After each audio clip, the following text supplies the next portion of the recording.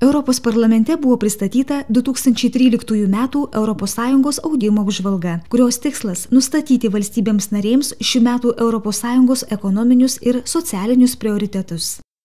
Ta apžvalga yra ES oficialiuose dokumentuose yra įvardyma kaip semestras. Tai yra jau 3 metai pradėta tą principą taikyti, kada iš tikrųjų atsitiko ta finansinė ekonominė krizė, tai yra 2010 metais.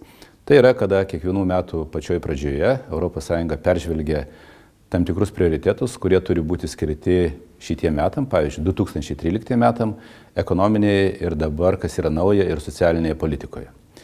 Tikrai šis laikmetis yra gana sudėtingas, todėl kad taupumo visos priimtos priemonės, taupyti, jos nedavė laukiamų rezultatų.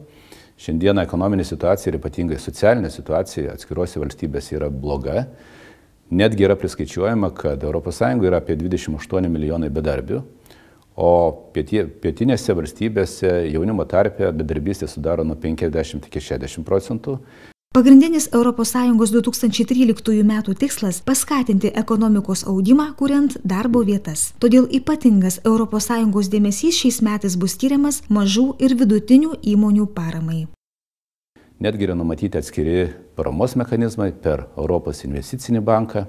Yra padidintas jo kapitalas 10 milijardų ir jie galės išdalinti arba neišdalinti arba suteikti 60 milijardų papildomų paskolų. Ir taip pat per Europos rekonstrukcijos ir plėtros banką.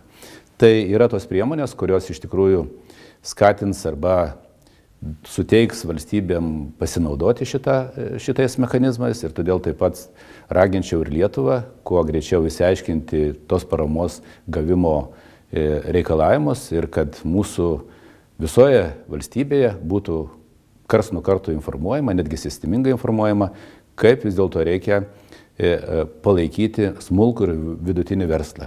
Kodėl jį reikia palaikyti? Tai pirmiausia, kad jisai ES sukuria 67% darbo vietų. Jisai sukuria 60% bendro nacionalinio produkto ES.